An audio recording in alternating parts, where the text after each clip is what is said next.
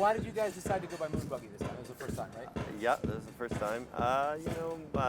We just thought it was a cool name. You know, my dad did a little logo for us. Oh, did he? He's an artist, so he drew up a nice logo for us. We actually started out, it was going to be Moon Boogie. B-O-O-G-Y? Like a little play on words. G-I-E, okay. Moon Boogie. We like to change It used to be things up. Dante and Dula. Yeah. I used to watch these guys play actually like when I was like quite young, actually like 17, 18 years old. And before I even knew these guys. And they played as Dante and Dula. And actually it sounded pretty similar tonight as it did like 15 years ago. To the Moon Buggy, to the famous Moon Buggy sound? Yeah, well, I mean now it's Moon Buggy. I was asking them, I was like, why didn't you use your original name? They're like, we thought it was funny. Pretty much every time that if we're going to collaborate and work on music together, we kind of, for every show, we make a new set. Brand new set. Yeah, they don't release any of it. They write like an hour worth of music. It gets played once and then that's it. If you were there, you heard it. If you don't, then... Do you ever have the desire, do people ever come up to you and harass you to release that music? No, well, They do. But we'd rather do something else. we like to just take the new gear and work with it. And actually, it's interesting because with Cobblestone, that's how we started. We never had any desire to release at the beginning. We just had a club night and we played. And then it was later when we started releasing that it was better for us to tour and stuff. Do you see a lot of the kind of sketches that you're working on for the first time? Do they pop back up in your sets at other points? There's certain modes and certain elements that do, but never in the same way. Never.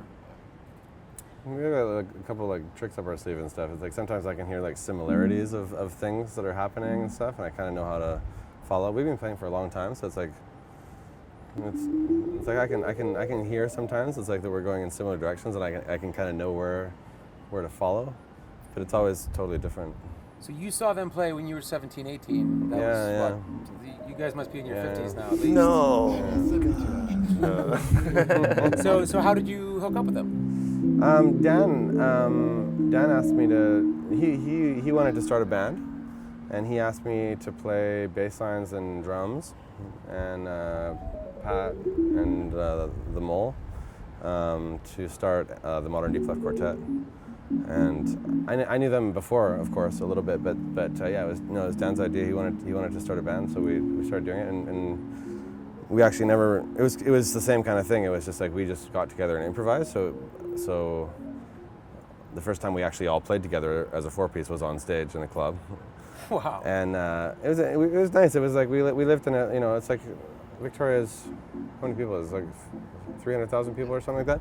So it's like it's a pretty small scene, and so it was nice because like most of the people in the club were people that we knew.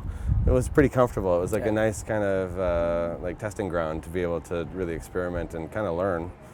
Because I mean, at that point, it's like I hadn't really had that much experience playing live solo either, and so it's like we all kind of learned off each other and played for years and years and years in Victoria at this club called Neptune Bar.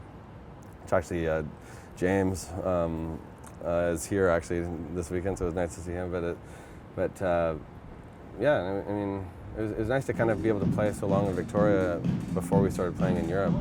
We actually, how long did it take us to put out a record before we played for years before we even had a record out. Yeah.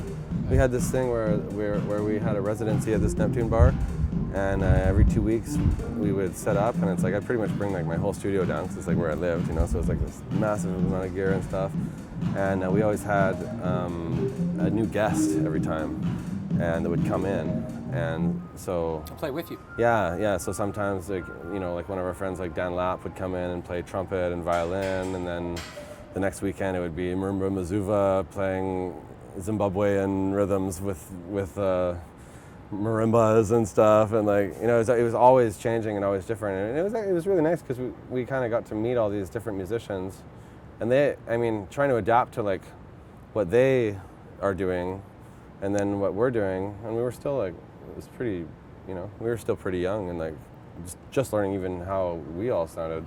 So sometimes it sounded like shit, and sometimes it sounded amazing. But it was really exciting, and when there's never any material, we just got up on stage and did it. So since then, basically we were talking about 12 or 13 years. How many times have you've only seen them once or twice play, but how often do you get together to collaborate on this or any other projects that you're doing together? I would say probably realistically, on average, about 4 times a year. Oh wow. Predominantly, like some years it's 6 times, some years it's twice, kind of thing. And it's generally when we tour in Europe, and Matt's studio's in Berlin. So on the off week of the tour, we'd spend some time in Berlin, and that's when we basically get our opportunity to get in the studio, which is pretty much all we do when we're on our off weeks. We are there from kind of 11 in the morning till 11 at night. And yeah, that's what we do when we're on tour.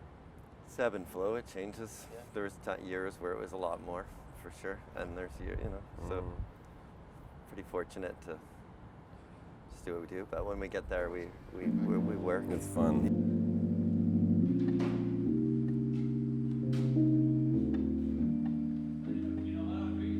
Techno, I feel like has been on everyone's lips for a while. Jazz obviously has a bit more history behind it, but something like technology, how do you think that changes? Like I said, like a 22-year-old person that's coming up now that basically was not alive really for the golden age of jazz, can change that. Do you think it's a positive thing, a negative thing? Do you see a lot more jazz coming in with like Ableton and Logic and software? A lot of the things about technology make it really easy to make music in a way that it sounds good, it sounds comfortable and stuff. One thing we were talking about is that so many of the new sequencers out there, they have something that quantizes your notes into scales. So you say, oh, I want C major, and when you play any note on the keyboard, even if you hit notes that are not in that scale, it quantizes them into being on one of those notes.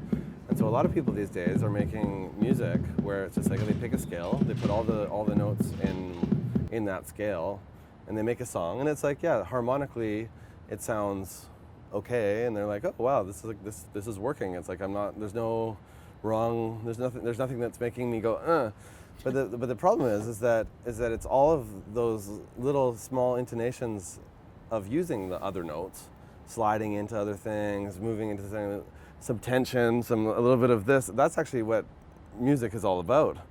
And so there's so much music out right now by people. It's like they're just like, oh, okay, I don't need music training. I'm just gonna turn on the quantize and play Ableton push and hit a whole bunch of buttons and it's all on key, or play chords and it's all on key.